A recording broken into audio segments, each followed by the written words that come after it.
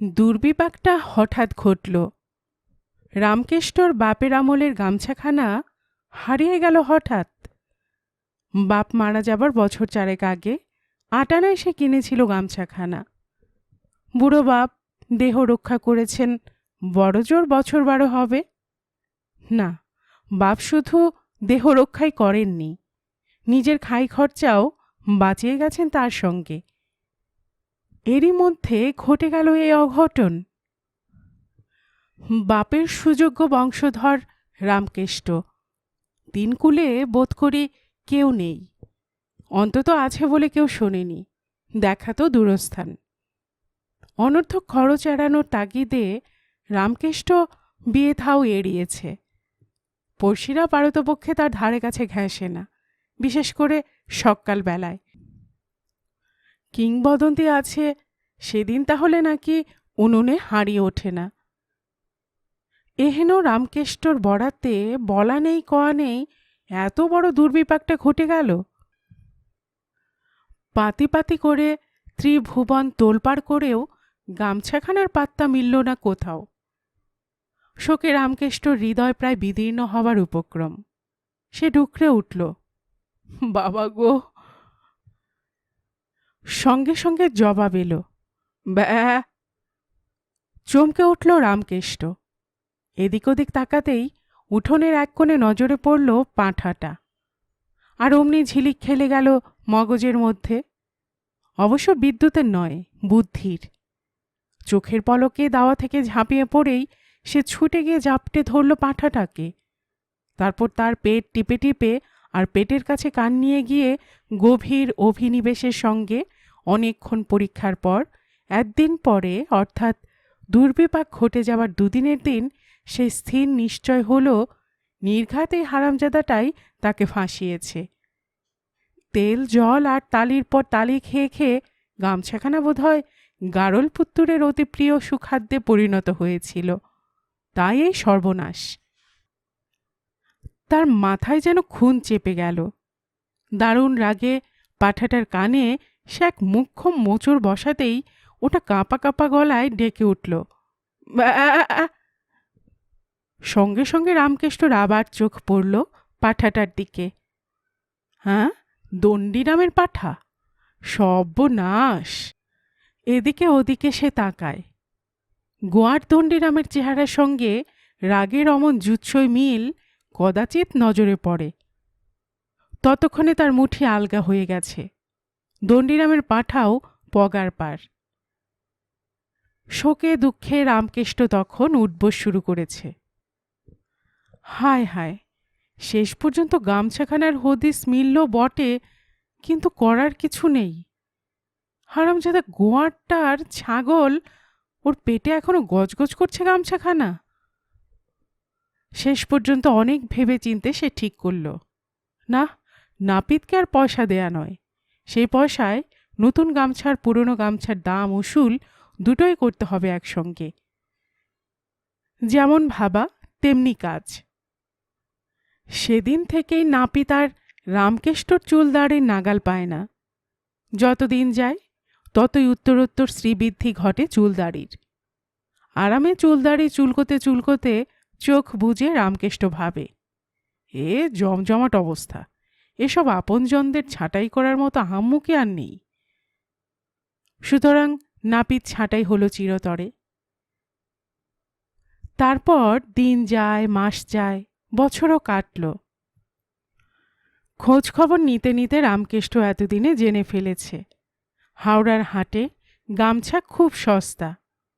অতএব সে রওনা হয় একদিন। হাবড়া থেকে হাওড়ার হাট, পথটা নেহাত কম নয়। রাত থাকতে থাকতে রামকেষ্ট বেরিয়ে পড়ল, সোজা পায়দল, কাঁধে লাঠি, তার ডগার ন্যাকড়ায় বাঁধা ছোট্ট এক পুটুলি। চলতে চলতে বেলা বাড়ে। সামনে এক পুকুর। রামকেষ্টর ভারী তেষ্টা পেয়েছে।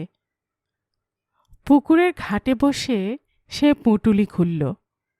পুটুলির মধ্যে ছোট্ট এক পেতলের গেলাস, দুখানা বাতাসা আর আধমুঠো আলো চাল। বাসি পেটে রামকেষ্ট পারতপক্ষে কাঁচা জল খায় না। ওতে স্বাস্থ্য খারাপ হয়। 2 আঙুলে সে একখানা বাতাসা সন্তর্পণে তুলে নিল। তারপর জল ভরা গেলাসে সেটা একবার চুবিয়েই আলগোছে আবার রেখে দিল ন্যাকড়ার উপর রোদে শুকোবার জন্য। তারপর গুনে গুনে 4টে চাল মুখে ফেলে গেলাসের জলটা সে খেয়ে ফেলল ঠুক করে। ব্যাস, এরপর গেলাসের পর গেলাস পুকুরে জল সাবার করে সে প্রাতকালীন জলখাবারটা যখন শেষ করল, ততক্ষণে পেট ফুলে ঢাক। আরাম করে সে ঢেকুর তুলতে যাবে, হঠাৎ অন্য পারে নজর পড়তেই চক্ষু চড়ক গাছ। ঢেকুরটা সে চেপে গেল। অপর পারের ঘাটে আরেকজন লোক জলের উপর বাঁ হাতে একখানা কঞ্চি ধরে আছে। কঞ্চির আগায় সরু সুতোয় বাঁধা একখানা বাতাসা ঝুলছে। জলে যেখানে বাতাসার ছায়া পড়েছে সেই জল লোকটা খাচ্ছে হাপুস হুপুস করে।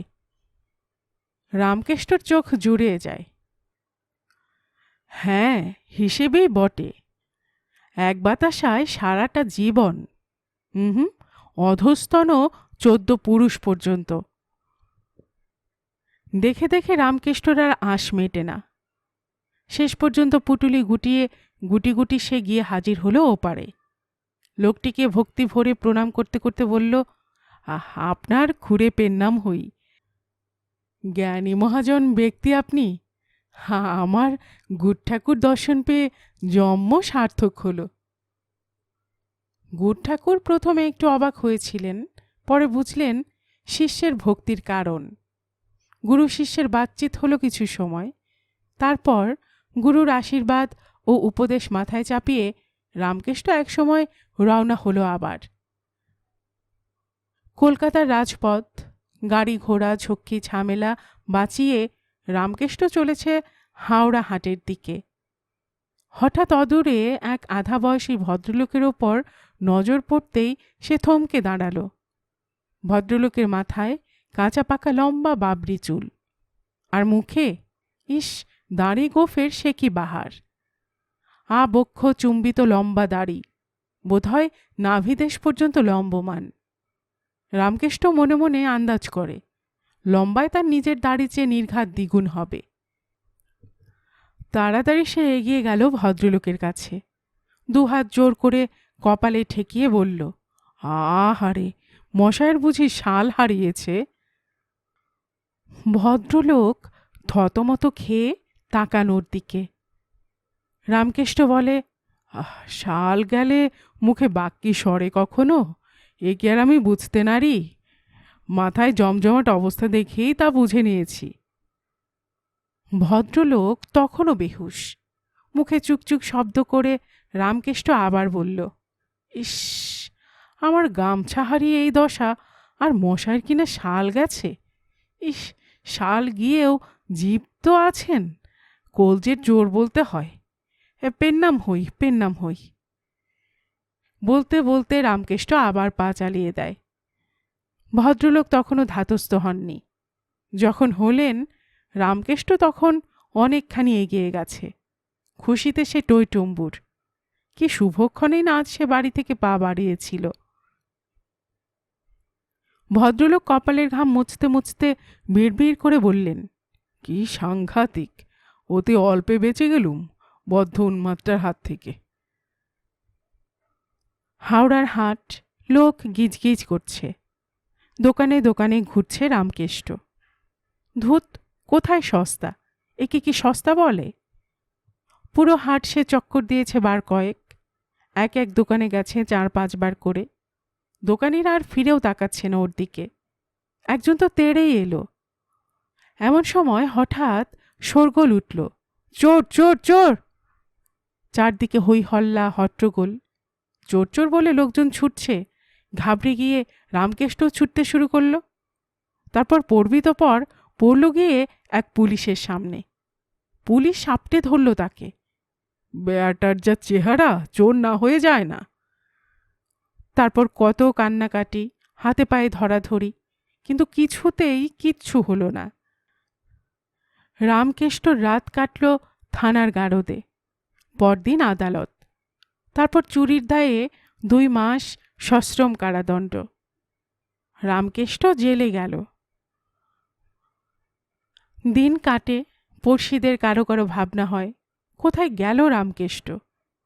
অবশ্য ভাবনা হয় যখন কোনো কাজকর্ম থাকে না, তাও এক আধবার, ক্ষণিকের জন্য। তারপর মাস দুয়েক পরে একদিন বাড়ি ফিরল রামকেষ্ট। পড়শিরা তো প্রথমে চিনতেই পারে না। চেহারা তার নাদুস নুদুস, মাথার চুলে কেয়ারি ছাঁট, দাড়ি গোঁফ কামানো, জামা কাপড়ও বেশ ধোপ দুরস্ত। খুশিতে ডগমগ রামকেষ্ট।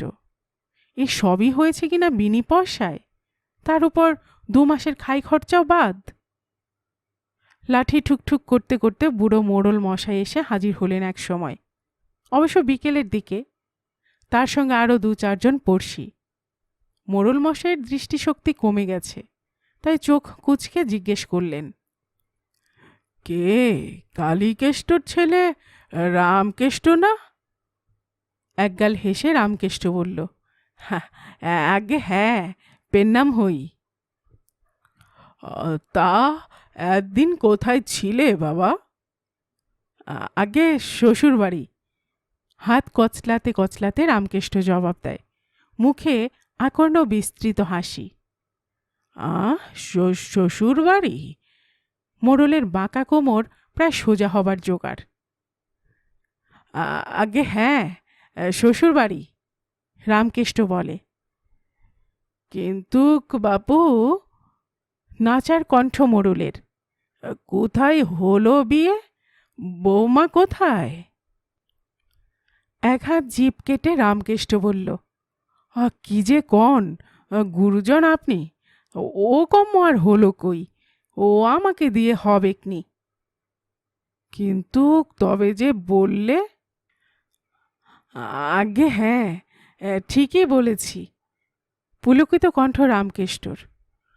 শালারা ছাড়লে না, জাপটে ধরে নিয়ে গেল। কি করব, যেতেই হলো। তা খাইয়েছে দাইয়েছে বেশ, একটু যে খাটতে হতো। খাটতে হতো শ্বশুর বাড়ি? লে বাবা! পড়শিরা কেটে পড়ল।